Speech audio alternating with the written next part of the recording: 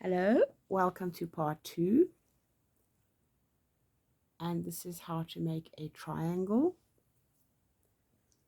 Part 1 showed you how to make the square, and this is how to make the triangle so that we can get to this finished result, an angel pocket.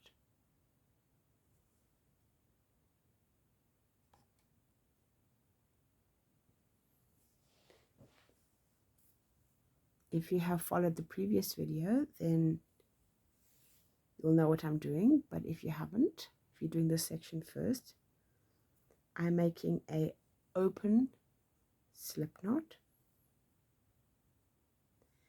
and I'm chaining 5.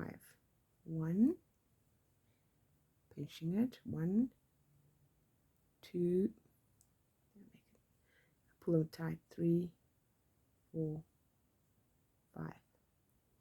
Count the little V's if you want to. Removing the tail, closing it slightly.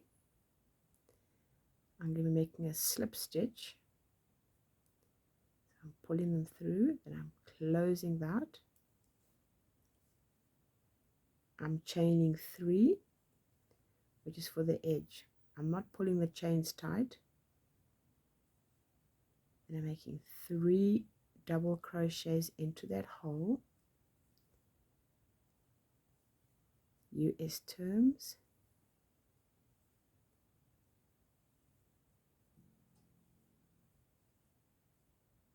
And 1 more double crochet, which will be the edge. So altogether there's 5. 1, 2, 3, 4, 5. A chain plus a group of 3 plus 1. Chain 3. Turn my work and work into the space created between the last and the second last double crochet of the row before. I'm making a group of 3. If you also count the chain, you will see 4. Going over to the other side, there's a space created here between the chain and the group. I put my hook into there, and I'm making a group of 3 plus the edge. So if you look at it, you see a group of 4. Chain 3, turn my work. I'm just going to zoom out just a fraction. Whoops.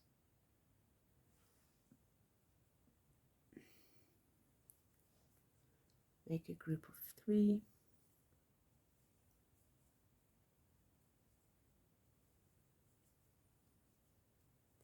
In the center, there are 3. For all the center spaces, you will have 3s.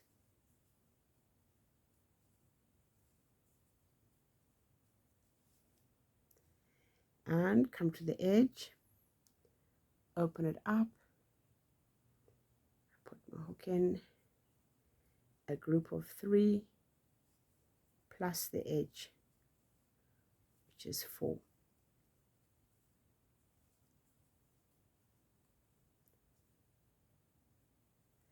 Chain 3, turn my work,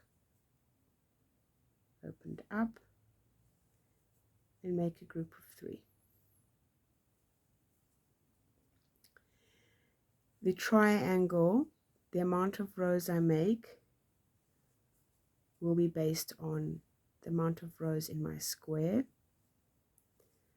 as they will be matching up to make the completed angel pocket.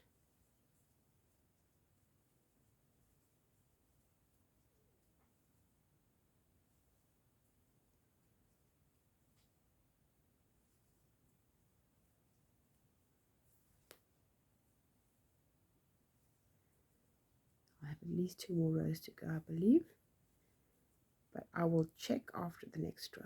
1, 2, 3.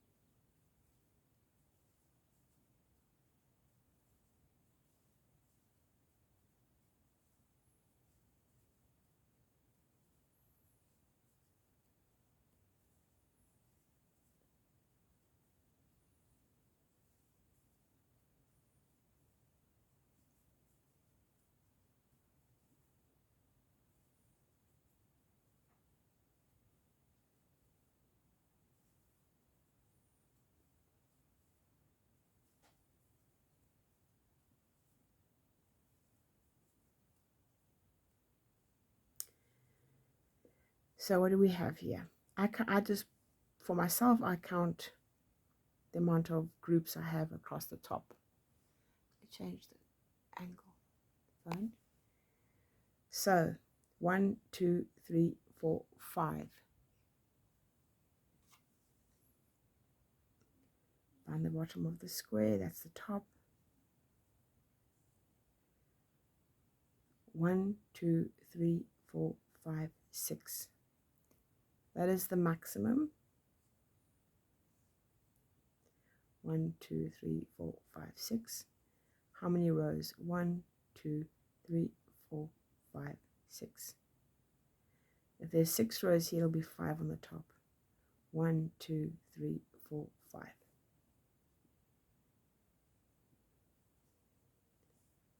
Because this is actually the dead center. The dead center is like in the middle of that there. You can see if you fold it over, how that row is literally folded in half.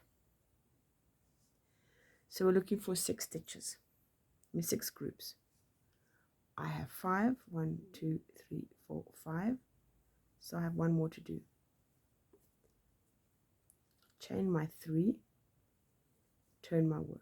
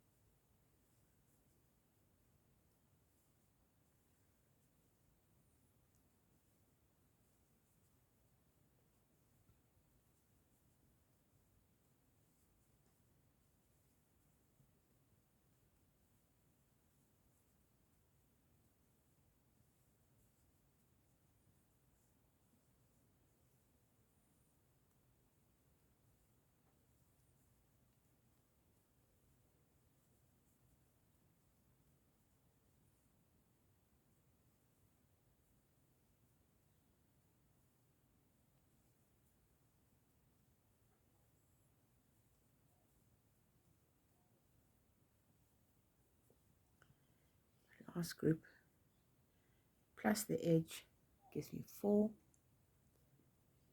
Now I'm going to chain 3, and then I'm going to chain 1 more. Turn my work, and instead of working into the base here, I'm going to work into the next stitch, and I'm going to do a half double crochet, US terms. I'm going to chain 1, I'm going to skip a stitch, and I'm going to do a half double crochet. What is that? Looks like some cotton has got caught in my yarn.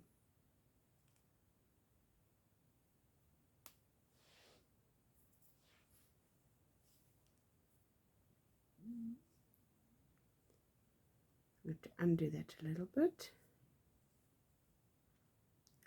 So I've chained 1.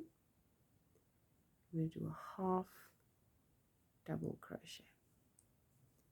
Chain 1. See, remember, I'm skipping a stitch. Half double crochet. Whoops. Goodness.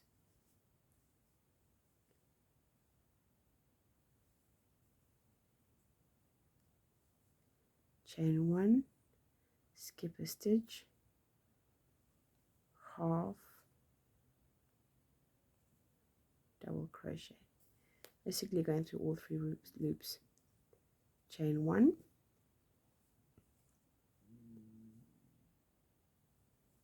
half double crochet,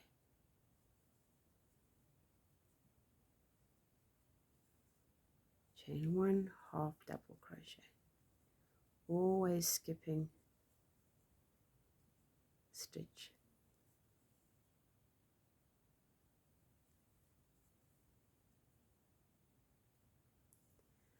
I've come to the end, chain 1, into this guy here, I do a double crochet. Pull the yarn slightly so you can see, just for demonstration purposes, you can see what's going on here.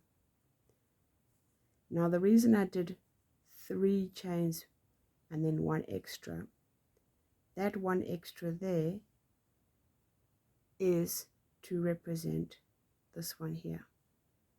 This chain 1 represents that one, this chain 1 represents that one. When I say represent, what I mean is your stitch tally, what is here will equal what is there. What is here will equal what is there. Where you had a space, you've had a floating chain. Where you've had a space or skipped over a stitch, basically, you have the floating chain. If you didn't, they would pull together like that, which you don't want. What we want is we want these spaces so we can weave the lace in there.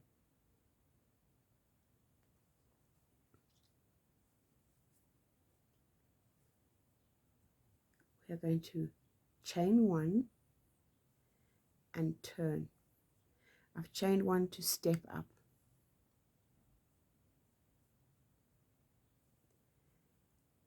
Later on I'll need that little space as well because I'll be working in there. Here we are going to, it's a very tight little space.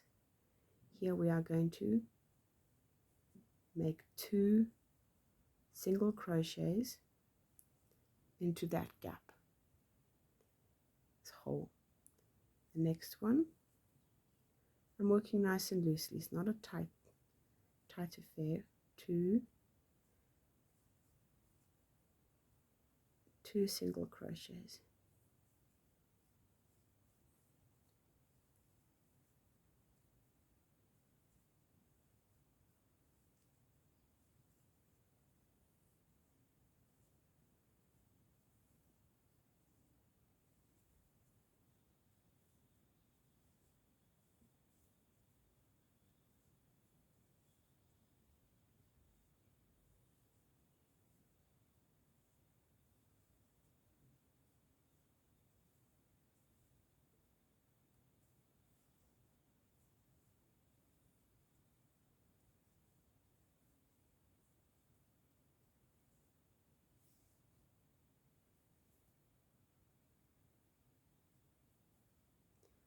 Now you can see where we're coming from.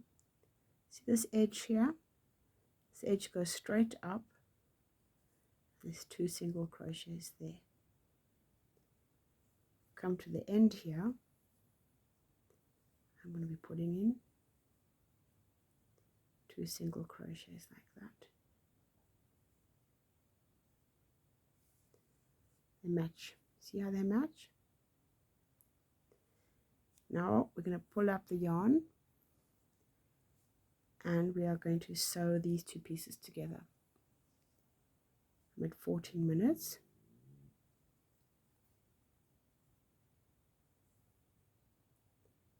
I'll just make it the 3rd video. That way if you want to come back you can. Do not cut this yarn here, and I will see you in the next video, part 3.